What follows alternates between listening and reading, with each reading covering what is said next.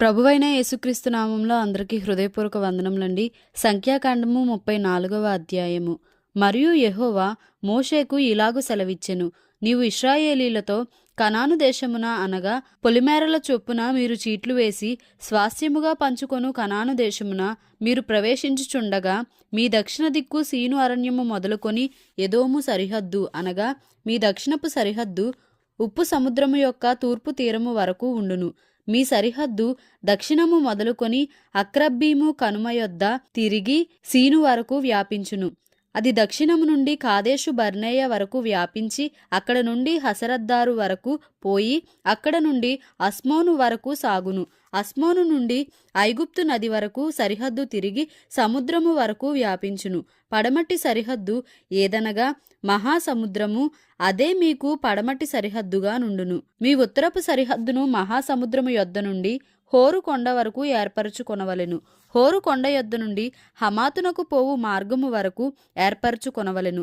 ఆ సరిహద్దు సెదాదు వరకు వ్యాపించును. అక్కడ నుండి సరిహద్దు జిప్రోను వరకు వ్యాపించును. దాని చివర హసరేనాను నొద్ద ఉండును. అది మీకు ఉత్తరపు సరిహద్దు. తూర్పు సరిహద్దు హసరేనాను నుండి షెపాము వరకు మీరు ఏర్పరచుకొనవలెను. షెపాము నుండి సరిహద్దు అయీనుకు తూర్పున రిబ్లా వరకు నుండును. ఆ సరిహద్దు దిగి తూర్పున కిన్నెరెతు సముద్రము నొడ్డును తగిలియుండును.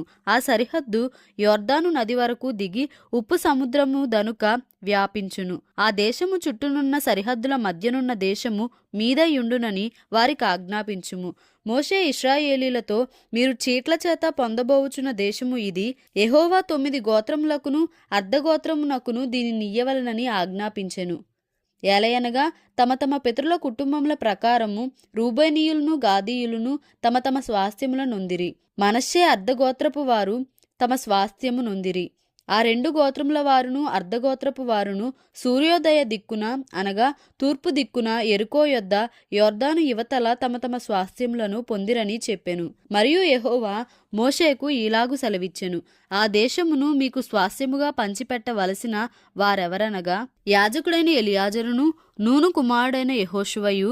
మరియు ఆ దేశమును మీకు స్వాస్థ్యముగా పంచిపెట్టుటకు ప్రతి గోత్రంలో ఒక్కొక్క ప్రధానుని ఏర్పరచుకొనవలెను. వారెవరనగా యూదావారి గోత్రంలో యొపున్నే కుమారుడైన కాలేబు, షిమ్యోనీయుల గోత్రంలో అమీహూదు కుమారుడైన షెమూయేలు, బెన్యామీనీయుల గోత్రంలో కిస్లోను కుమారుడైన ఎలీదాదు, దానీయుల గోత్రంలో యొగ్లీ కుమారుడైన బుక్కీ ప్రధాని. యోసేపు పుత్రులలో ఏఫోదు కుమారుడైన హన్నీయేలు మనష్షీయుల గోత్ర ప్రధాని.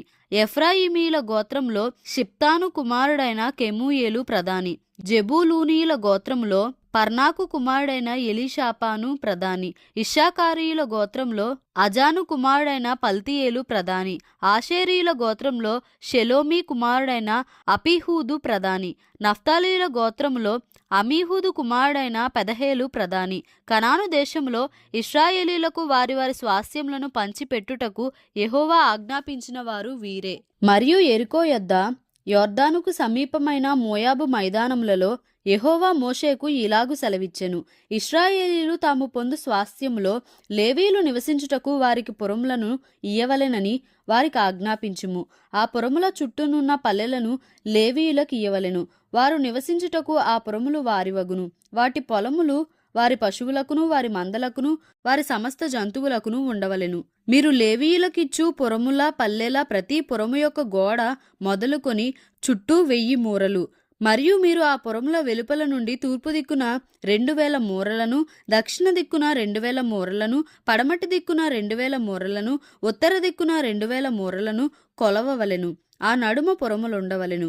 అది వారి పురములకు పల్లెలుగా నుండును. మరియు మీరు లేవీయులకిచ్చు పురములలో 6 ఆశ్రయపురములుండవలెను.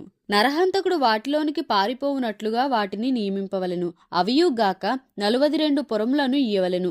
వాటి వాటి పల్లెలతో కూడా మీరు లేవీయులకు ఇయ్యవలసిన పురములన్నీయు 48. మీరు ఇచ్చు పురములు ఇశ్రాయేలీల స్వాస్థ్యములో నుండియే ఇయ్యవలెను. మీరు ఎక్కువైన దానిలో ఎక్కువగాను తక్కువైన దానిలో తక్కువగాను ఇయ్యవలెను. ప్రతి గోత్రము తాను పొందు స్వాస్థ్యము చొప్పున తన తన పురములలో కొన్నిటిని లేవీయులకు ఇయ్యవలెను. మరియు యెహోవా మోషేకు ఇలాగు సెలవిచ్చెను, నీవు ఇశ్రాయేలీయులతో ఇట్లనుము, మీరు యొర్దాను దాటి కనాను దేశంలోనికి వెళ్ళిన తరువాత ఆశ్రయపురములుగా ఉండుటకు మీరు పురములను ఏర్పరచుకొనవలెను. పొరబాటున ఒకరిని చంపినవాడు వాటిలోనికి పారిపోవచ్చును. తీర్పు పొందుటకై నరహంతకుడు సమాజము ఎదుట నిలుచు వరకు వాడు మరణశిక్ష నొందకూడదు. గనుక ప్రతిహత్య చేయువాడు రాకుండా అవి మీకు ఆశ్రయపురములుగా ఉండును. మీరు ఇయ్యవలసిన ఆ పురములలో 6 ఆశ్రయపురములుండవలెను. వాటిలో యొర్దాను యువతల 3 పురములను ఇయ్యవలెను. కనాను దేశములో 3 పురములను ఇయ్యవలెను. అవి మీకు ఆశ్రయపురములుగా ఉండును. పొరబాటున ఒకరిని చంపిన ఎవడైనను వాటిలోనికి పారిపోవునట్లు ఆ 6 పురములు ఇశ్రాయేలీయులకును పరదేశులకును మీ మధ్య నివసించు వారికి ఆశ్రయమై ఉండును. ఒకడు చచ్చినట్లు వానిని ఇనుప ఆయుధముతో కొట్టువాడు నరహంతకుడు. ఆ నరహంతకునికి నిశ్చయముగా మరణశిక్ష విధింపవలెను. ఒకడు చచ్చినట్లు మరి ఒకడు రాతితో వాని కొట్టగా దెబ్బ తిన్నినవాడు చనిపోయిన ఎడల కొట్టినవాడు నరహంతకుడగును. ఆ నరహంతకుడు నిశ్చయముగా మరణశిక్ష నందును. మరియు ఒకడు చచ్చినట్లు మరి ఒకడు చేతికర్రతో కొట్టగా దెబ్బ తిన్నినవాడు చనిపోయిన ఎడల కొట్టినవాడు నరహంతకుడగును. ఆ నరహంతకుడు నిశ్చయముగా మరణశిక్ష నందును. హత్య విషయంలో ప్రతిహత్య చేయువాడు తానే నరహంతకుని చంపవలెను. వాని కనుగొనినప్పుడు వాని చంపవలెను. ఒకడు చచ్చినట్లు వాని పగబట్టి పొడిచినను లేక పొంచియుండి వాని మీద దేనినైనను వేసినను లేక ఒకడు చచ్చినట్లు వైరము వలన చేతితో వాని కొట్టినవాడు నరహంతకుడు. నిశ్చయముగా వాని చంపవలెను. నరహత్య విషయంలో ప్రతిహత్య చేయువాడు ఆ నరహంతకుని కనుగొనినప్పుడు వాని చంపవలెను. అయితే పగపట్టక హఠాత్తుగా వానిని పొడిచినను పొంచియుండక వాని మీద ఏ ఆయుధమునైనా వేసినను వాని చూడక ఒకడు చచ్చినట్లు వాని మీద రాయి పడవేసినను దెబ్బ తిన్నినవాడు చనిపోయిన ఎడల కొట్టినవాడు వాని మీద పగపట్టలేదు, వానికి హాని చేయగోరలేదు. కాబట్టి సమాజము ఈ విధులను బట్టి కొట్టినవానికిని హత్య విషయంలో ప్రతిహత్య చేయువానికిని తీర్పు తీర్చవలెను. అట్లు సమాజము నరహత్య విషయములో ప్రతిహత్య చేయువాని చేతిలో నుండి ఆ నరహంతకుని విడిపింపవలెను. అప్పుడు సమాజము వాడు పారిపోయిన ఆశ్రయపురమునకు వాని మరలా పంపవలెను. వాడు పరిశుద్ధ తైలముతో అభిషేకింపబడిన ప్రధాన యాజకుడు మృతి నొందు వరకు అక్కడనే నివసింపవలెను. అయితే ఆ నరహంతకుడు ఎప్పుడైనను తాను పారిపోయి చొచ్చిన ఆశ్రయపురం యొక్క సరిహద్దును దాటి వెళ్ళునప్పుడు నరహత్య విషయములో ప్రతిహత్య చేయువాడు ఆశ్రయపురం యొక్క సరిహద్దు వెలుపల వాని కనుగొనిన ఎడల ఆ ప్రతిహంతకుడు ఆ నరహంతకుని చంపినను వాని మీద ప్రాణము తీసిన దోషము ఉండదు. ఏలయనగా ప్రధాన యాజకుడు మృతి నొందు వరకు అతడు ఆశ్రయపురములోనే నివసింపవలెను. ప్రధాన యాజకుడు మృతి నొందిన తరువాత ఆ నరహంతకుడు తన స్వాస్థ్యమున్న దేశమునకు తిరిగి వెళ్ళవచ్చును. ఇవి మీ సమస్త నివాస స్థలములలో మీ తరతరములకు మీకు విధింపబడిన కట్టడ. ఎవడైనను ఒకని చావగొట్టిన ఎడల సాక్షుల నోటి మాట వలన ఆ నరహంతకునికి మరణశిక్ష విధింపవలెను. ఒక సాక్షి మాట మీదనే ఎవనికిని మరణశిక్ష విధింపకూడదు. చావతగిన నరహంతకుని ప్రాణము కొరకు మీరు విమోచన ధనమును అంగీకరింపక నిశ్చయముగా వానికి మరణశిక్ష విధింపవలెను. మరియు ఆశ్రయపురమునకు పారిపోయిన వాడు యాజకుడు మృతి నొందక మునుపు స్వదేశమందు నివసించున్నట్లు వాని చేత విమోచన ధనమును అంగీకరింపకూడదు. మీరుండు దేశమును అపవిత్రపరచకూడదు. నరహత్య దేశమును అపవిత్రపరచును గదా. దేశంలో చిందిన రక్తము నిమిత్తము చిందించిన వాని రక్తము వలననే ప్రాయశ్చిత్తము కలుగును గాని మరి దేని వలనను కలుగదు. మీరు నివసించు దేశమును అపవిత్రపరచకూడదు. అందులో నేను మీ మధ్యను నివసించుచున్నాను. నిజముగా యెహోవా అను నేను ఇశ్రాయేలుల మధ్య నివసించుచున్నాను. సంఖ్యాకాండము 36వ అధ్యాయము. యోసేపు పుత్రుల వంశములలో మాకీరు కుమారుడును మనష్షే మనుమడునైన గిలాదు యొక్క పుత్రుల వంశముల పెద్దలు వచ్చి మోషే ఎదుటను ఇశ్రాయేలీల పితరుల కుటుంబముల ప్రధానుల ఎదుటను మాటలాడి ఇట్లనిరి, ఆ దేశమును వంతు చీట్ల చొప్పున ఇశ్రాయేలీలకు స్వాస్థ్యముగా ఇయ్యవలెనని యెహోవా మా ఏలిన వానికి ఆజ్ఞాపించెను. మరియు మా సహోదరుడైన సెలోపెహాదు స్వాస్థ్యమును అతని కుమార్తెలకు ఇయ్యవలనని మా ఏలినవాడు యెహోవా చేత ఆజ్ఞ నొందెను. అయితే వారు ఇశ్రాయేలీలలో వేరు గోత్రముల వారినెవరినైనను పెండ్లి చేసి కొనిన ఎడల వారి స్వాస్థ్యము మా పితరుల స్వాస్థ్యము నుండి తీయబడి వారు కలుసి కొనిన వారి గోత్ర స్వాస్థ్యముతో కలుపబడి మాకు వంతు చీట్ల చొప్పున కలిగిన స్వాస్థ్యం నుండి విడిపోవును. కాబట్టి ఇశ్రాయేలీయులకు సునాద సంవత్సరము వచ్చినప్పుడు వారి స్వాస్థ్యము వారు కలుసుకొన్న వారి గోత్ర స్వాస్థ్యముతో కలుపబడును గనుక ఆ వంతున మా పితరుల గోత్ర స్వాస్థ్యము తగ్గిపోవుననగా మోషే యెహోవా సెలవిచ్చినట్లు ఇశ్రాయేలులకు ఆజ్ఞాపించి ఇట్లనెను. యోసేపు పుత్రుల గోత్రికులు చెప్పినది న్యాయమే. యెహోవా సెలోపెహాదు కుమార్తెలను గూర్చి సెలవిచ్చిన మాట ఏదనగా, వారు తమకు ఇష్టులైన వారిని పెండ్లి చేసుకొనవచ్చును గాని వారు తమ తండ్రి గోత్రవంశంలోనే పెండ్లి చేసుకొనవలెను. ఇశ్రాయేళ్ల స్వాస్థ్యము ఒక గోత్రంలో నుండి వేరొక గోత్రంలోనికి పోకూడదు.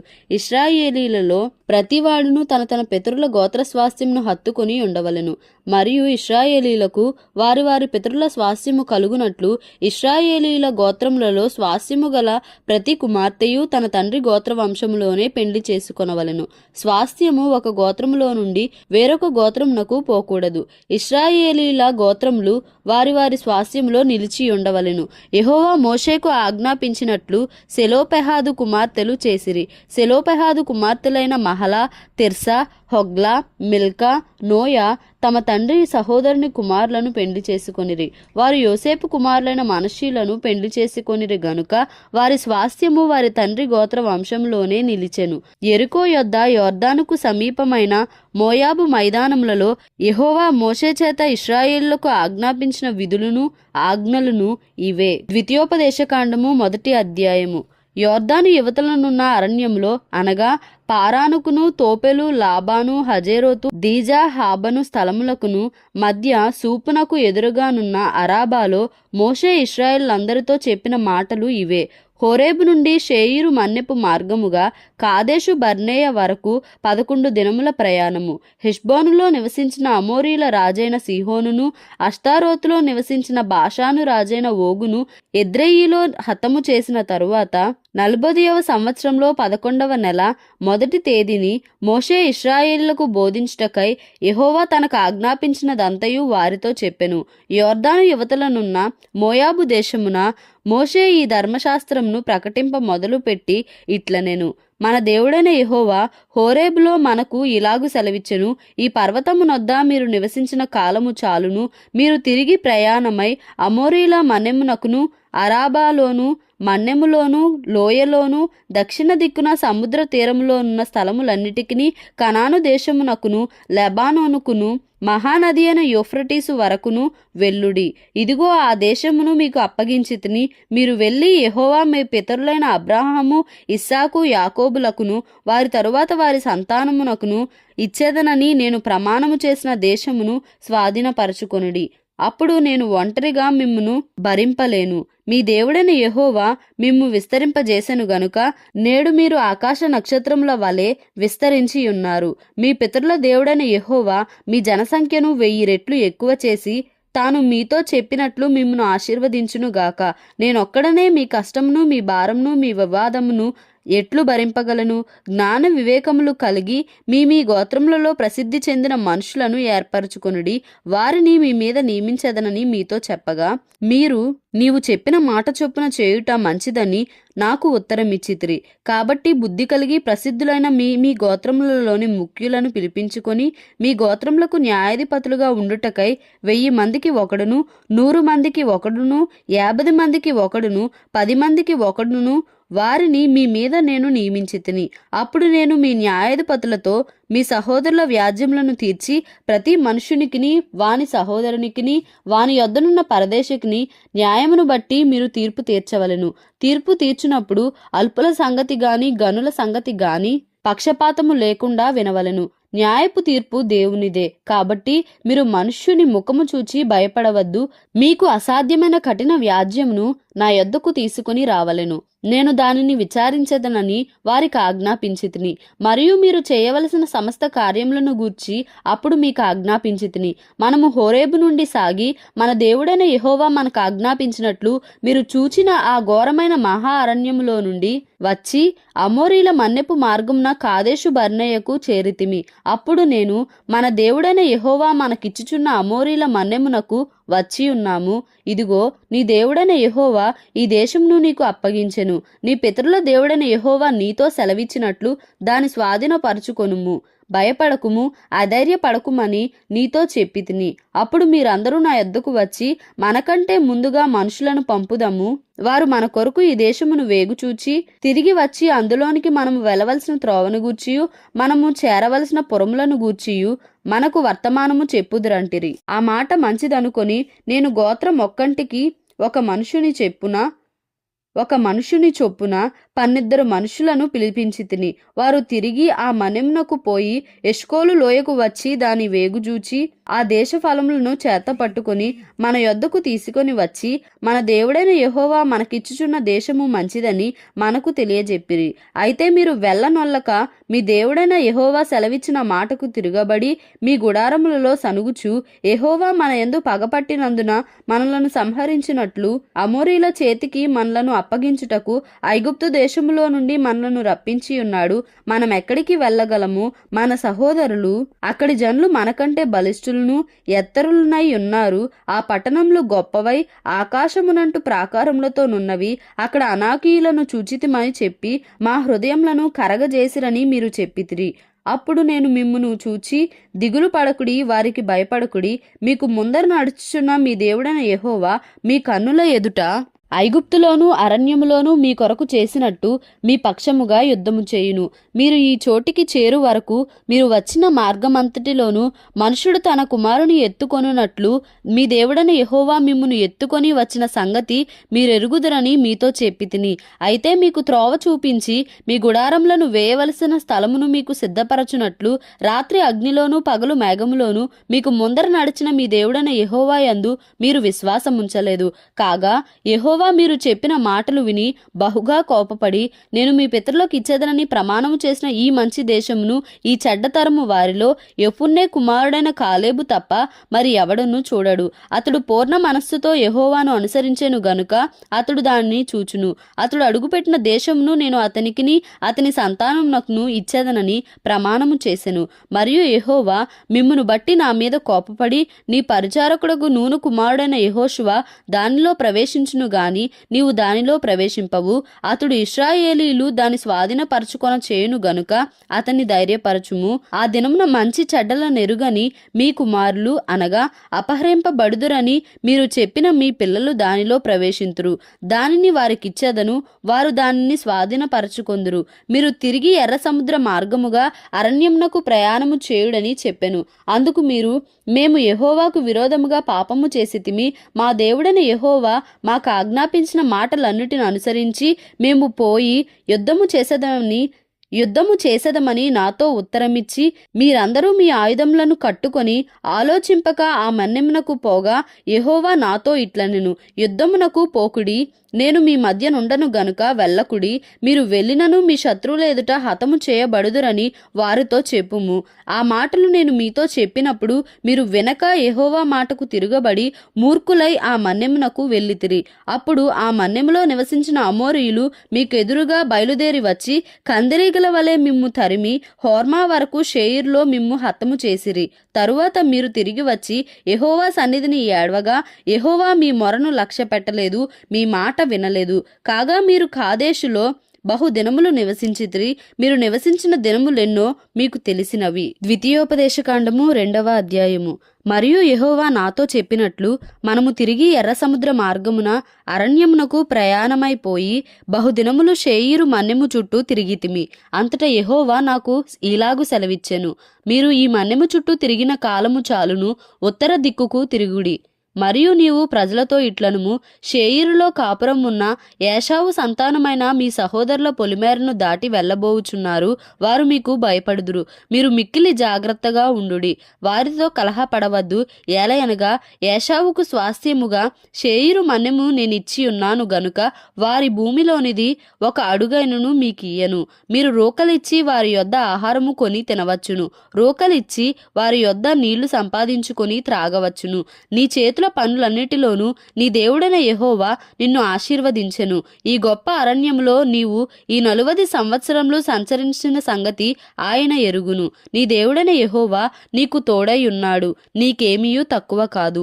అప్పుడు షేయిరులో నివసించు ఏశావు సంతానపు వారైన మన సహోదరులను విడిచి ఏలతు, ఏసెన్గెబెరు, అరాబా మార్గము నుండి మనము ప్రయాణము చేసితిమి. మనము తిరిగి మోయాబు అరణ్య మార్గమున ప్రయాణము చేయుచుండగా యెహోవా నాతో ఇట్లనెను, మోయాబీయులను బాధింపవద్దు, వారితో యుద్ధము చేయవద్దు. లోతు సంతానమునకు 6 దేశమును స్వాస్థ్యముగా ఇచ్చితిని. వారి భూమిలో ఏదియూ నీకు స్వాస్థ్యముగా ఇయ్యను. పూర్వకాలమున ఏమీయులను వారు 6 దేశములో నివసించిరి. వారు అనాకీయుల వలె ఉన్నత దేహులు, బలవంతులైన బహుజనులు. వారును అనాకీయుల వలె రెఫాయీయులుగా ఎంచబడిన వారు. మోయాబీయులు వారికి ఏమీయులని పేరు పెట్టిరి. పూర్వకాలమున హోరీయులు షేయిరులో నివసించిరి. ఇశ్రాయేలీలు యెహోవా తమకిచ్చిన స్వాస్యమైన దేశములో చేసినట్లు ఏశావు సంతానపు వారు హోరీల దేశమును స్వాధీనపరచుకొని తమ ఎదుట నుండి వారిని నశింపజేసి వారి దేశంలో నివసించిరి. కాబట్టి మీరు లేచి జెరెదు ఏరు దాటుడి అని యెహోవా సెలవీయగా జెరెదు ఏరు దాటితిమి. మనము కాదేషు బర్నేయలో నుండి బయలుదేరి జెరెదు ఏరు దాటు వరకు, అనగా యెహోవా వారిని గూర్చి ప్రమాణము చేసినట్లు సైనికులైన ఆ మనుషుల తరము వారందరూ సేనలో నుండకుండా నశించు వరకు మనము నడిచిన కాలము 38 సంవత్సరములు. అంతేకాదు వారు నశించు వరకు సేన మధ్య నుండి వారిని సంహరించుటకు యెహోవా బాహువు వారికి విరోధముగా నుండెను. సైనికులైన వారందరూ ప్రజలలో నుండి లయమైపోయిన తరువాత యెహోవా నాకు ఇలాగు సెలవిచ్చెను, నేడు నీవు మోయాబునకు సరిహద్దుగానున్న 6 దేశము దాటబోవుచున్నావు. అమ్మోనీల మార్గమున వెళ్ళునప్పుడు వారిని బాధింపవద్దు, వారితో యుద్ధము చేయవద్దు. ఏలయనగా లోతు సంతానమునకు దానిని స్వాస్థ్యముగా ఇచ్చినందున అమ్మోనీయుల దేశములో నీకు స్వాస్థ్యమునియ్యను. అదియు రెఫాయీయుల దేశమని ఎంచబడుచున్నది. పూర్వమందు రెఫాయీయులు అందులో నివసించిరి. అమ్మోనీయులు వారిని జంజుమ్మీయులందురు. వారు అనాకీయుల వలె ఉన్నత దేహులు, బలవంతులైన బహుజనులు. అయితే యెహోవా అమ్మోనీయుల ఎదుట నుండి వారిని వెళ్ళగొట్టెను గనుక అమ్మోనీయులు వారి దేశమును స్వాధీనపరచుకొని వారి చోట నివసించిరి. అట్లు ఆయన షేయిరులో నివసించు ఏశావు సంతానము కొరకు చేసెను. ఎట్లనగా ఆయన వారి ఎదుట నుండి హోరీయులను నశింపజేసెను గనుక వారు హోరీయుల దేశమును స్వాధీనపరచుకుని నేటి వరకు వారి చోట నివసించుచున్నారు. గాజా వరకు గ్రామములలో నివసించిన ఆవీయులను కఫ్తోరులో నుండి బయలుదేరి వచ్చిన కఫ్తోరీయులు నశింపజేసి వారి చోట నివసించిరి. మీరు లేచి సాగి అర్నోను ఏరు దాటుడి. ఇదిగో అమోరీయుడైన హెష్బోను రాజగు సీహోనును అతని దేశమును నీ చేతికి అప్పగించితిని. దాని స్వాధీనపరచుకొన మొదలుపెట్టి అతనితో యుద్ధము చేయుడి.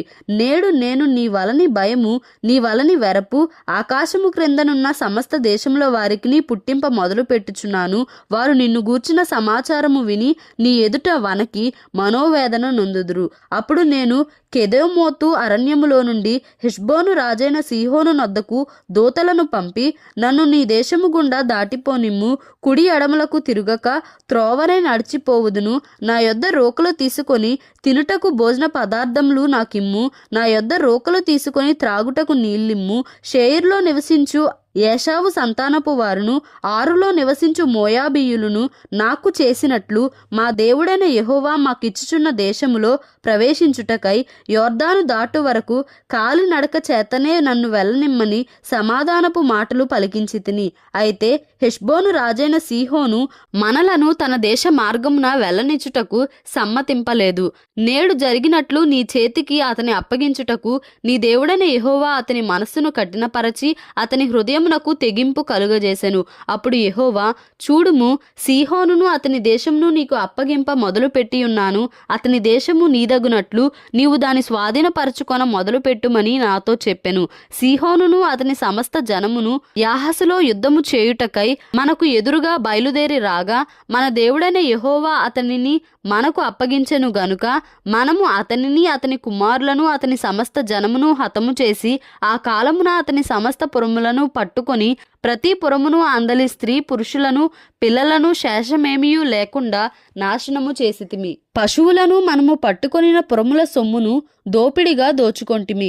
అర్నోను ఏటిలోయ దరినున్న అరోయేరును ఆ ఏటి యొద్దనున్న పురము మొదలుకొని గిలాదు వరకు మనకు అసాధ్యమైన నగరం ఒకటియు లేకపోయెను. మన దేవుడైన యెహోవా అన్నిటినీ మనకు అప్పగించెను. అయితే అమ్మోనీల దేశమునకైనను యబ్బోకు ఏటి లోయలోని ఏ ప్రాంతమునకైనను ఆ మన్నెములో భూమిలోని పురములకైనను మన దేవుడైన యెహోవా పోకూడదని చెప్పిన మరి ఏ స్థలమునకైనను నీవు సమీపింపలేదు. దేవుడు ఈ పరిశుద్ధ వాక్యంను మన వినికిడిలో దీవించి ఆశీర్వదించునుగాక. Amen. Please like, share and subscribe for more videos.